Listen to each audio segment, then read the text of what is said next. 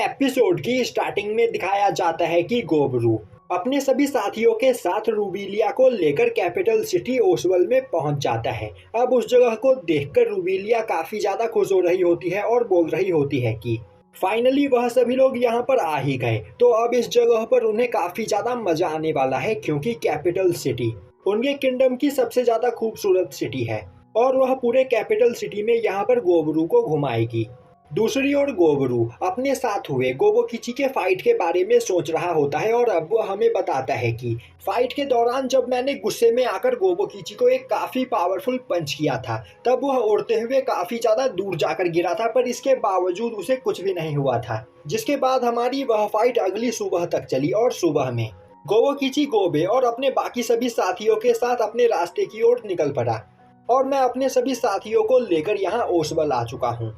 अब गोबरू देखता है तो ओसवल सिटी बहुत ही ज्यादा डेवलप सिटी होती है। वहीं पर रूबीलिया ओसवल की लगातार तारीफें किए चली जा रही होती है, जिसके बाद वह गोबरू को अपने साथ लेकर अपने कार्सल में जाती है। अब उस कार्सल को देखकर गोबरू और उसके सभी साथी काफी ज्यादा हैरान होते हैं और अब सभी लोग बोलने लगते हैं, तो क्या इस पैलेस के अंदर रॉयल फैमिली के सभी लोग रहते हैं? तभी रूबीलिया का नाइट आगे आते हुए उन सभी लोगों को बताता है कि इस पैलेस को यहाँ पर अंबर पैलेस कहा जाता है और इस पैलेस में बस प्रिंसेस रूबीलिया ही रहती है। बाकी के रॉयल फैमिली मेंबर्स के लिए यहाँ पर कई और सारे पैलेस मौजूद हैं। अब रूबीलिया वहां पर गोबरू को थैंक्स करते हुए बोलती है, तुम्हारी वजह से मैं ओसवल सिटी में सही सलामत पहुंच पाई, तो अब मैं चाहती हूँ कि तुम मेरे पैलेस के अंदर कुछ दिनों तक आराम करो और यहाँ पर मौजूद ऐशो आराम का आनंद उठाओ। अब गोबरू और उसके सभी साथी उस पैलेस में हर जगह पर घूमते हैं, जिसके बाद सभी लोग एक साथ बैठकर पेट भर खाना खाते हैं। वहीं पर उन सभी लोगों को खाने का टेस्ट काफी ज्यादा पसंद आता है और अब वह सभी अपने अपने कमरे में मौजूद अपने बिस्तरों पर सोने के लिए चले जाते हैं, पर उन सभी को उन बिस्तरों पर नींद नहीं आ रही होती है, क्योंकि वह बिस्तर बहुत ही ज्यादा बड़े होते हैं और इतने बड़े बिस्तर पर उन सभी की सोने की आदत नहीं होती है, इसीलिए उन्हें काफी ज्यादा अजीब लग रहा होता है। अब दिखाया जाता है कि अगले दिन गोबरू सोकर उठता है, जिसके बाद वह रूबीलिया से मिलने के लिए जाता है और उससे बोलता है कि अब वह सभी लोग वापस से अपने विलेज की ओर जा रहे हैं। अब रूबीलिया उन सभी लोगों को एक रिटर्न गिफ्ट देना चाहती है, इसीलिए वह गोबरू को एक government token the princess bill देती है और अब गोबरू प्रिंसेस बिल का यूज करते हुए कैपिटल सिटी में जहां चाहे जब चाहे जा सकता है। जब तक उसके पास यह बिल रहेगा तब तक उसे कोई भी नहीं रोकेगा। तभी गोबरू अपनी ईवल ऑरा को रिलीज करते हुए बोलता है, तो क्या तुम सच में मुझे यह देना चाहती हो? क्या पता मैं अब तक बस यहाँ पर तुम्हारे साथ फ्रेंडली होने का नाटक कर रहा हूँ और क्या पता फ्यूचर में मैं तुम्हारे दिए गए इस बिल का यूज करते हुए तुम्हारे कैपिटल सिटी को डिस्ट्रॉय कर दूँ।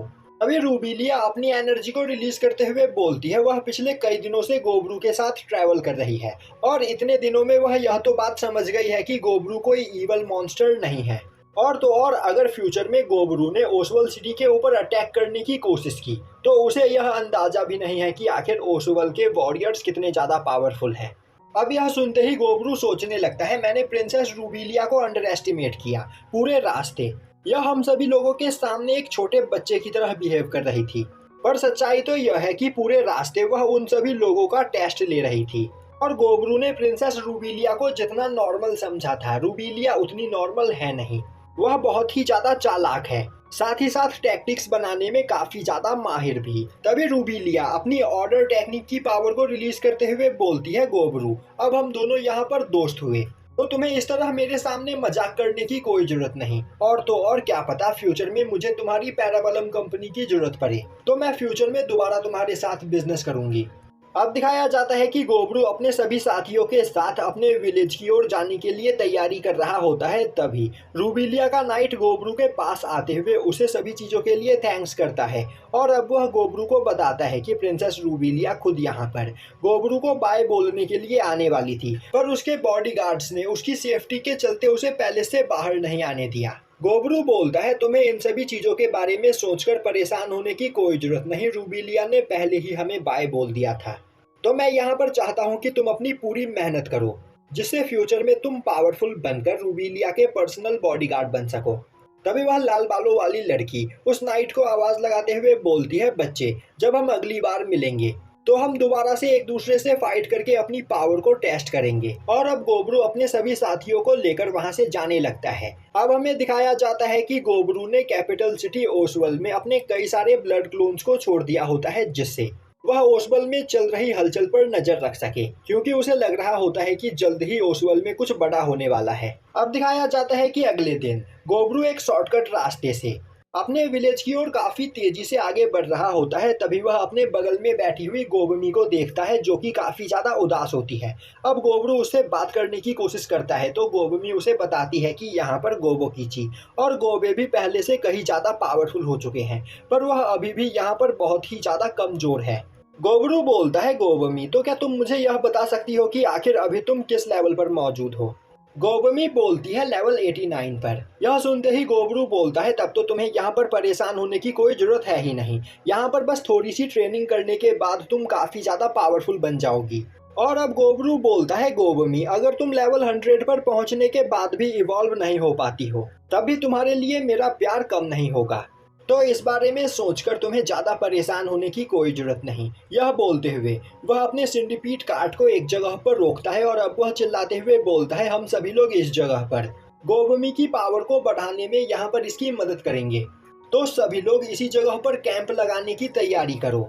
और अब गोबरू गोबमी को अपने साथ लेकर अपने बनाए गए कैंप से थोड़ा दूर आता है, जहाँ पर वह कुछ लेसर जाइंट को समन करता है, जिससे फाइट करते हुए गोबमी लेवल अप कर सके। तभी गोबमी आगे बढ़ते हुए अपने एक ही अटैक में उन सभी लेसर जाइंट को मार देती है, जो देखते ही गोबरू उस जगह पर कई और सारे बीस्टमैन को समन करता है वहीं पर। अब उन सभी से फाइट करते हुए गोबमी को काफ़ी ज़्यादा मज़ा आ रहा होता है, क्योंकि बहुत ही लंबे समय के बाद उसे इतने ज़्यादा पावरफुल अपोनेंट्स फेस करने को मिल रहे होते हैं। और अब प्रैक्टिस करते करते वहाँ पर शाम हो जाती है। और अब गोबरू हमें बताता है कि पता नहीं यहाँ पर गोबमी को फाइट करते करते कितने घंटे हो चुके हैं, पर इस टाइम में यहाँ पर उसने 5 फोमोरियंस, 10 ब्लैक ट्रोल और 20 ब्लैक ओगर्स को जान से मारा है।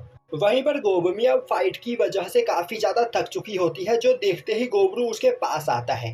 तभी गोबमी बोलती है, अभी भी उसके अंदर काफी ज्यादा माना एनर्जी बची हुई है, तो वह अभी आगे और भी फाइट करना चाहती है। गोबरू बोलता है, नहीं, तुम्हें एक ही दिन में इतनी ज्यादा मेहनत करने की कोई जरूरत नहीं, हम आगे की ट्रेनिंग कल करेंगे, तो अब तुम्हें यहाँ पर आराम करना चाहिए। यह बोलते हुए वह उसे कैंप की ओर लेकर जाने लगता है, पर तभी गोबमी वहां पर बेहोश हो जाती है, जो देखते ही गोबरू उसे अपने गोद में उठाकर कैंप के पास लेकर आता है। पर जैसे ही वह कैंप के पास पहुंचता है, उसे भी वहां पर चक्कर आने लगते हैं और वह नीचे गिर जाता है, जो देखते ही वह लाल बालों वाली लड़की भागते हुए उसके पास आती है। गोबरू बोलता है, पता नहीं क्यों अचानक से मुझे यहाँ पर चक्कर आने लगा। तभी वह अल्केमिस्ट लड़की गोबरू के पास आते हुए उसे बताती है कि यह सब कुछ माना डिप्लीशन की वजह से हुआ है। और अब वह अल्केमिस्ट गोबरू को बताती है कि सभी लोगों के अंदर यहाँ पर एक लिमिटेड माना एनर्जी होती है, जो मैजिकल टेक्निक्स का यूज करने की वजह से धीरे धीरे खत्म होती चली जाती है, और फिर आराम करने के बाद वह माना एनर्जी वापस से रिकवर हो जाती है। पर गोबरू बहुत ही ज़्यादा पावरफुल है, जिस वजह से वह काफ़ी आसानी से अपने किसी भी अपोनेंट को जल्द ही हरा देता है। इसीलिए आज से पहले उसकी माना एनर्जी कभी भी कम नहीं हुई।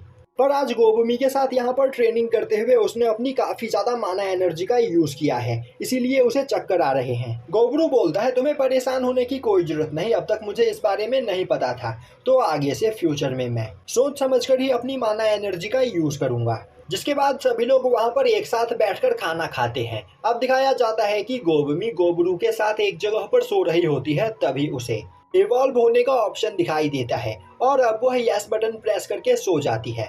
अब दिखाया जाता है कि अगली सुबह गोबमी गोबरू को आवाज लगाते हुए उठा रही होती है, और अब गोबरू उठकर देखता है तो वहां पर गोबमी इवॉल्व हो चुकी होती है। अब गोबरू गोबमी को बताती है कि वह इवॉल्व होकर एक वैम्पायर वेरिएंट बन चुकी है, जिस वजह से उसे उसका असली नाम भी पता चल चुका है। और अब वह गोबरू के पास आते हुए उसे बताती है कि उसका असली नाम हकाटरीना है, पर वह चाहती है कि गोबरू इस बारे में किसी को भी ना बताए। और अब यहाँ पर गोबमी इतनी ज़्यादा पावरफुल हो चुकी है कि फाइनली वह गोबरू की वाइफ का टाइटल डिजर्व करती है। वहीं पर गोबमी को खुश देखकर गोबरू भी काफ़ी ज़्यादा खुश होता है और अब वह उसे गले लगाते हुए बोलता है, तुम्हें यहाँ पर इतने दिनों बाद खुश देखकर मुझे काफ़ी अच्छा लग रहा है। अब दिखाया जाता है कि अगले दिन गोबरू अपने होम फॉरेस्ट में पहुंच चुका होता है, वहीं वह सोच रहा होता है, फाइनली एक लंबे सफर के बाद मैं इस जगह पर पहुंच ही गया जहां से मैं बिलोंग करता हूं। तभी गोबमी बोलती है फाइनली घर वापस आकर उसे काफी अच्छा लग रहा है। गोबरू बोलता है तुमने बिल्कुल सही कहा, हम लोग पिछले 1 महीने से लगातार ट्रैवल कर रहे हैं और अब फाइनली अपने घर आकर मैं भी बहुत ही ज्यादा खुश हूँ। वैसे क्या हम अपने केव को एक घर बुला सकते हैं? वह जगह बहुत ही ज्यादा छोटी है और उस जगह में हम सभी लोग जैसे तैसे करके एडजस्ट कर पाते हैं। गोबमी बोलती है तुमने यह बात तो बिल्कुल सच कही है, वह जगह बहुत ही ज्यादा छोटी है पर उस जगह से हमारी फीलिंग्स जुड़ी हुई है। अब गोबरू जैसे ही अपने केव के पास पहुंचता है वह उसे देखकर काफी ज्यादा हैरान हो चुका होता है क्योंकि अब उसका केव एक केव नहीं बल्कि एक नोवल पैलेस बन चुका होता है और यह सब देखकर उन्हें काफी ज्यादा अजीब लग रहा होता है। तभी गोबे, होबोसाटो और होबोसी उन सभी के सामने आते हुए बोलते हैं उन्होंने यह सब कुछ गोबरू और बाकी सभी लोगों को सरप्राइज देने के लिए किया, तो आखिर उन सभी को उनका सरप्राइज कैसा लगा? उन्होंने इस जगह को अपनी जर्नी से इकट्ठा हुई नॉलेज का यूज करते हुए बनाया है। अब गोबोकिची गोबरू को हर जगह घुमा घुमा कर अपने द्वारा बनाया गया पैलेस दिखाने लगता है और अब वह सबसे पहले गोबरू को अपने साथ लेकर अपने द्वारा बनाए गए फार्म में जाता है जिसका साइज अब पहले से काफी ज्यादा बड़ा हो चुका होता है क्योंकि अब उनके फैमिली में पहले से कहीं ज्यादा लोग शामिल हो चुके हैं। तभी वहां पर उड़ते हुए वह ड्रायड आती है जो गोबरू को फॉरेस्ट में मिली थी। अब गोबरू देखता है कि वह ड्रायड भी वहां पर इवॉल्व होकर पहले से ज्यादा पावरफुल बन चुकी होती है। तभी वह ड्रायड गोबरू की गोद में जाकर बैठ जाती है जो देखते ही गोबमी को बहुत ही ज्यादा गुस्सा आता है। जिसके बाद गोबोकिची गोबरू को लेकर अपने अष्टबल में जाता है जहां पर गोबरू के द्वारा टेम किए गए सभी मॉन्स्टर रखे हुए होते हैं और अब वह गोबरू को रेजिडेंशियल एरिया दिखाता है जहां पर सभी लोगों के अपने पर्सनल कमरे बने हुए होते हैं। तभी गोबरू की नजर वहां पर घूम रहे कुछ छोटे बिल्लियों पर पड़ती है जिसे देखकर वह काफी ज्यादा हैरान हो जाता है। गोबोकिची उसे बताता है कि अपने जर्नी के दौरान वह इन क्रिएचर से मिला था। यह क्रिएचर देखने में बहुत ही ज्यादा क्यूट है और तो और इनके पास कोई भी कॉम्बैट टेक्निक नहीं है पर यह सभी क्रिएचर अलग अलग तरह की चीजें बनाने में माहिर है। तभी होबजी भागते हुए गोबरू के पास आता है, वहीं पर वह बहुत ही ज्यादा परेशान होता है और अब वह गोबरू को बताता है कि यहाँ पर ओल्ड मैन गोबजी अपनी आखिरी सांसें ले रहा है। यह सुनते ही सभी लोग गोबजी से मिलने के लिए जाते हैं। अब गोबरू को देखते ही गोबजी अपनी जगह पर उठकर बैठ जाता है और बोलता है गोबरू तुम फाइनली वापस आ ही गए, तुम बिल्कुल सही टाइम पर आए हो क्योंकि अब मेरा टाइम यहाँ पर खत्म होने वाला है। गोबरू बोलता है ओल्ड मैन मैं यहाँ पर तुम्हें किसी से मिलवाना चाहता हूँ। यह बोलते हुए वह अपने तीनों बच्चों को आगे बुलाता है और अब वह एक एक करके औरा, अर्जेंटो, ओनिकावा और निकोला से ओल्ड मैन गोबजी को इंट्रोड्यूस करवाता है। तभी गोबजी हंसते हुए बोलता है यह बात अभी बस कुछ महीने पहले की है, तुम बस एक छोटे से बच्चे हुआ करते थे पर अब यहाँ पर तुम मुझे अपने बच्चों से इंट्रोड्यूस करवा रहे हो। तभी गोबरू बोलता है गोबजी अब यहाँ पर तुम्हारे पास ज्यादा टाइम नहीं बचा है तो तुम्हारे मरने से पहले मैं तुम्हें यह बताना चाहता हूँ कि हमने यहाँ पर अपने कुछ नए नाम रखे हैं। अब मैं एक अपोस्टल लॉर्ड बन चुका हूँ इसीलिए मैंने सोचा है कि क्यों ना मैं अपना नाम ओपरू रख लूँ। गोबोकिची यहाँ पर एक मिनीटॉर बन चुका है तो मैं सोच रहा हूँ क्यों ना इसका नाम मिनोकिची रखा जाए। गोबमी एक वैम्पायर वेरिएंट बन चुकी है इसीलिए मैं सोच रहा हूँ क्यों ना इसका नाम कानामी हो। और गोबे यहाँ पर इवॉल्व होकर एक अर्थ लॉर्ड बन चुकी है तो इसका नाम होगा आज से अर्थे। तो तुम में से किसी को इन नए नामों से कोई प्रॉब्लम तो नहीं है? अब सभी लोगों को गोबरू के द्वारा दिए गए नाम वहाँ पर पसंद आते हैं। तभी गोबजी वहाँ पर हंसते हुए बोलने लगता है तुम सभी लोग सच में नासमझ हो, मैंने आज तक तुम्हें कई सारे यूनिक नेम दिए और वह सभी नाम कमाल के थे पर तुम मेरे द्वारा दिए गए अच्छे नामों को ठुकराकर अपना यह घटिया नाम रखना चाहते हो, यह देखकर मुझे हंसी आ रही है। अब यह सुनते ही सभी लोग सोचने लगते हैं अभी ओल्ड मैन ने क्या कहा, आज तक इन्होंने हमें जितने भी नाम दिए हैं वह सभी नाम कूल थे, अब हम आखिर इन्हें बोल भी क्या सकते हैं क्योंकि थोड़ी ही देर में यह मरने वाले हैं तो इन्हें यहाँ पर अपनी बकवास कर लेने दो। तभी गोबजी अपने बिस्तर पर लेटते हुए बोलता है मैंने यहाँ पर तुम सभी कमजोर गॉब्लिन्स को पैदा होते हुए देखा है और आज यहाँ पर तुम सभी इतने ज़्यादा पावरफुल बन चुके हो जो देखकर मैं सच में काफ़ी ज़्यादा खुश हूँ। मैंने यहाँ पर एक बहुत ही ज़्यादा लंबी लाइफ देखी और मेरी लाइफ में कई सारे उतार चढ़ाव थे पर इसके बावजूद मैंने यहाँ पर सरवाइव किया तो मैं आशा करता हूँ कि मैंने अपनी लाइफ में जिन प्रॉब्लम्स का सामना किया, तुम लोग उन प्रॉब्लम्स को कभी भी फेस ना करो। यह बोलते हुए गोबजी वहां पर अपनी आखिरी सांसें लेता है, जो देखकर सभी लोग इमोशनल हो जाते हैं। अब हमें दिखाया जाता है कि गोबरू अपने सभी साथियों के साथ गोबजी की डेड बॉडी को एक जगह पर जला रहा होता है। वहीं वह सोच रहा होता है, गोबजी ने मुझे एक बार बताया था कि गॉब्लिन्स का लाइफ स्पैन बहुत ही ज्यादा कम होता है, और जहां तक मुझे पता है गोबजी की एज लगभग 20 साल की थी। 20 साल सच में काफी कम टाइम होता है, पर हम सभी लोग यहाँ पर इवॉल्व हो चुके हैं, पर हमें यह नहीं पता है कि हमारे पास कितना लाइफ स्पैन बचा हुआ है। खैर, इस बारे में परेशान होने का कोई भी फायदा नहीं, क्योंकि यहाँ पर भले ही मेरे पास कितना भी लाइफ स्पैन क्यों ना बचा हो, मैं अपने सभी साथियों के साथ अपनी लाइफ को एंजॉय करूंगा। और अब गोबरू अपने सभी साथियों की ओर देखते हुए बोलता है, तो फिर क्यों ना हम सभी लोग ओल्ड मैन गोबजी को हंसते हुए अलविदा करें। यह सुनते ही सभी लोग बोलने लगते हैं, तो आखिर गोबरू अब यहाँ पर क्या करना चाहता है। गोबरू बोलता है, हम यहाँ पर वही काम करेंगे जो करने से हमें सबसे ज्यादा खुशी मिलती है। हम सभी को यहाँ पर आपस में फाइट किए कई महीने बीत चुके हैं, तो मैं अभी एक टूर्नामेंट को ऑर्गेनाइज करना चाहता हूँ। यह सुनते ही वहाँ पर सभी लोग एक्साइटेड हो जाते हैं। तभी अर्जेंटो और ओनिकावा भी आगे आते हुए बोलते हैं, फादर, तो क्या हम भी इस टूर्नामेंट में पार्टिसिपेट कर सकते हैं। गोबरू हाँ में सर हिलाता है, जिसके बाद वह सभी लोगों को टूर्नामेंट के रूल के बारे में बताते हुए बोलता है, इस कंपटीशन में कोई भी फाइट करने के लिए किसी भी वेपन का यूज नहीं करेगा, और यह फाइट तब तक चलेगी जब तक तुम्हारा अपोनेंट हार नहीं मान लेता। और तो और यह एक फ्रेंडली कंपटीशन है, तो इस कंपटीशन के दौरान कोई भी अपने अपोनेंट को ज़्यादा बुरी तरीके से घायल नहीं करेगा, और ना ही वह अपने अपोनेंट को जान से मारने की कोशिश करेगा। तो रूल सिंपल है। और तो और इस टूर्नामेंट में जीतने वाले लोगों को मैं खुद से रैंकिंग दूंगा, और यहाँ पर तुम्हारी जितनी ज़्यादा रैंकिंग होगी, तुम पैराबलम कंपनी में उतनी ही ज़्यादा पावर को होल्ड करोगे। तो अब इस फाइट को स्टार्ट किया जाए।